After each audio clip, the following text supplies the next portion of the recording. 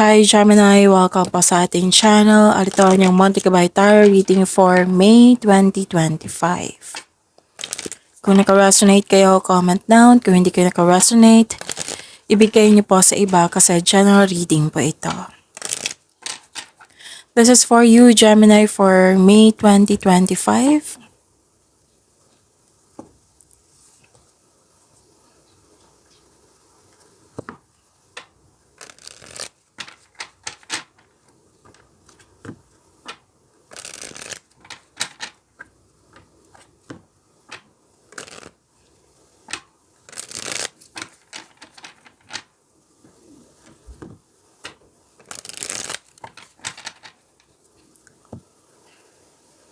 Monthly Gabay po para sa inyo, Gemini, for May 2025.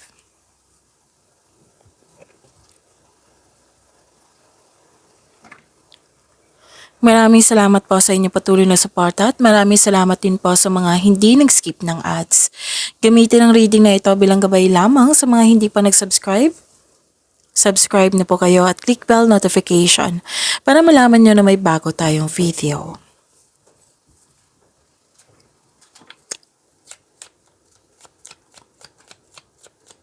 Spirits Guide, mga ganap po ngayong May 2025. May 2025 para po kay Gemini. I need 3 cards po.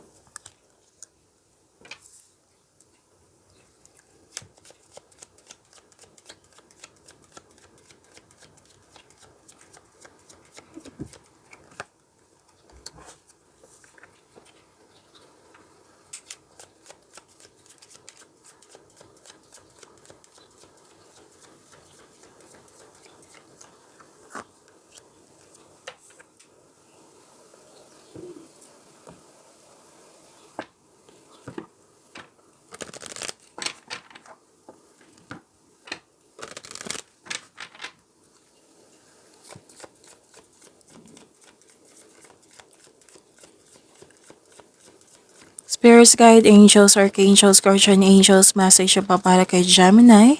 Ngayong May 2025, I need 2 cards po.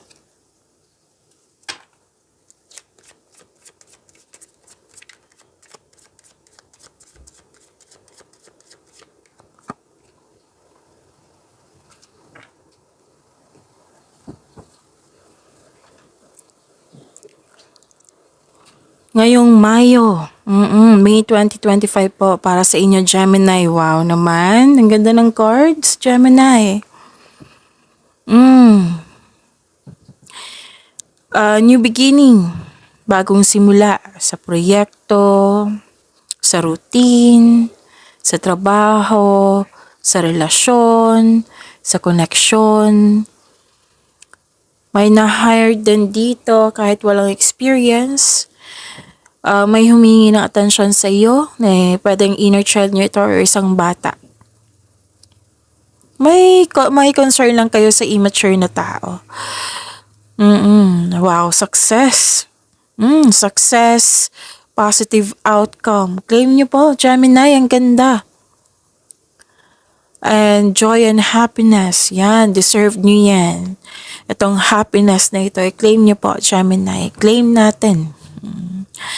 Okay, so may nakita kong proposal po dito, Gemini. It might be this is about your love life or pwede din may nakita rin ako ditong about sa inyong career and money.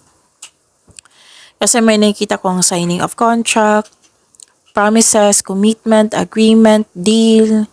Pwede din sa buhay pag-ibig to na bagong kakapasok lang sa relasyon. Diba? 2 card na po nagsabi niyan. Pwedeng engagement, kasal, ikakasal, or may nag-uusap sa marriage contract. Wow, ang ganda naman. Sabi po ng Archangel Sandalphon, victory! Mahigit pa to sa success. Claim niyo po, Gemini. So, answered prayer ito, Gemini. Your prayers have been heard and answered. Have faith. And sabi po ni Archangel Raziel, use your God-given power and intention to manifest blessings in your life. Take back your power. Ang ganda.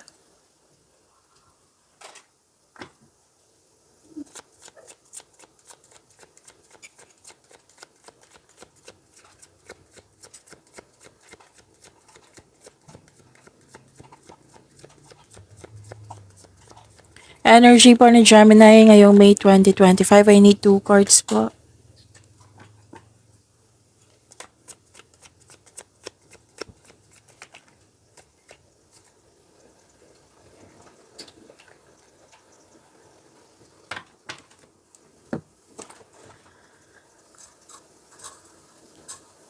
Okay, kung may narinig kayo or may nakita kayong repeating message kahit sa ibang video natin, oo, na sabay-sabay niyong pinanood ngayon.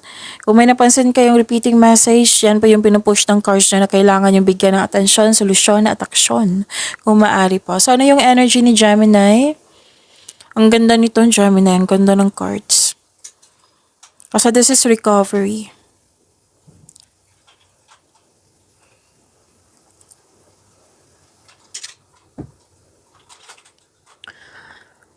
This is recovery, releasing the pain, you're healing yourself. Kasi nasaktan, it might be nasaktan kayo last week, the other day. So, ngayong buwan na ito, you're healing yourself from heartbreak or pain or from sadness. This is letting go sa mga pain at masasakit na laala. Kahit na-disappoint ka sa mga nangyari, nag-make move ka. Tinulungan mo yung sarili mo for recovery and releasing the pain. So, ang ganda. This is recovery. Claim niyo po.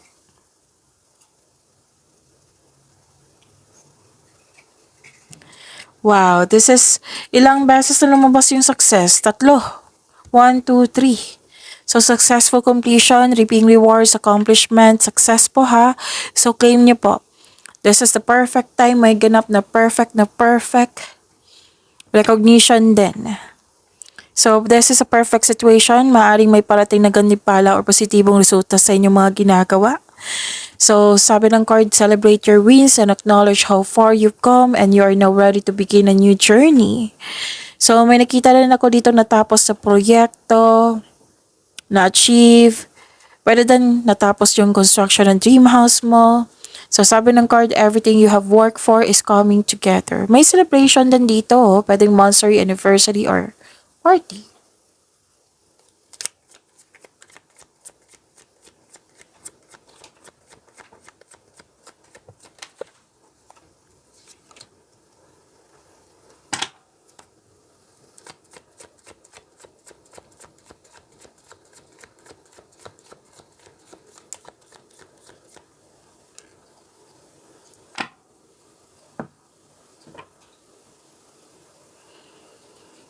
Kamusta sa career and money niyo po ngayong buwan na ito? Prepare yourself kasi magiging busy kayo, full of inquiries. Maraming nagtatanong, pwedeng order ito, may binibigay sa inyo project. Marami kang kausap dito ha. So, may parating na opportunity. So, nag-clarify po siya ha. Oo. So, may offer din ng new business, kaya pala may deal dito. Offer the business. So, kailangan lang po na i-increase yung confidence nyo po. Kailangan mong labanan yung takot na nararamdaman mo, yung lack of confidence of taking the opportunity to the next level or taking yung mag-step forward kayo, may hesitation may nakita kong hesitation. So, sabi ng card dito, labanan mo yung takot mo, dapat confident kayo, kasi this will lead you to grow and expand. So, gamit na gamit yung skills mo ngayong buwan na ito. So, prepare yourself kasi magiging busy kayo. At iwasan yung ma-burnout kasi, okay, so para maiwasan itong burnout, mag-time management kayo or ask for help. Be confident ha, sabi po ng card dito. At balansa din sa kaperahan.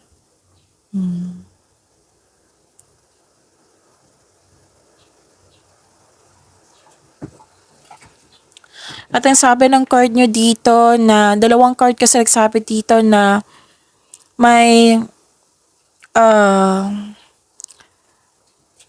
yung pag-iingat sa pera. Oo, pag-iingat sa pera ay kailangan dito. May mga pumapasok na pera sa inyo. Pwede din may nagbigay ng tulong, may nagbigay ng regalo. Hard work nakikita ko dito Sa career and money nyo, hard work po. So, yung sabi ko sa inyo ha, na prepare yourself kasi magiging busy kayo and time management and yung pag-manage din sa pera, yung pasok at labas ng pera. So, focus po daw kayo sa time management para hindi kayo ma-burnout, para hindi kayo mapagod. Kasi nga, magiging busy kayo ngayon.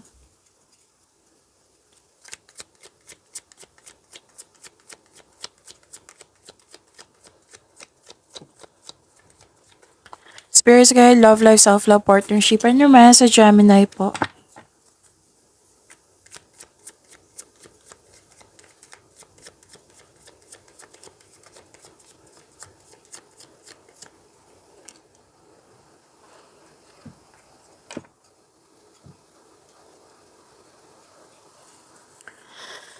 Okay, so sa news of new love ay parating sa'yo sa mga single. Pwede din na may nagparamdam sa inyo na maliligaw. Pwede din nag-enjoy ka sa'yo sa passion nyo ngayon. Sa mga marelasyon sa buhay mag-asawa, may aminan po dito. May sasabihin or makatanggap ka ng mensahe mula sa inyong partner. Pwede din lalabas kayo or mag-outing kayo or magbakasyon. This is love messages. And katahimikan. Yan yung nakikita ko.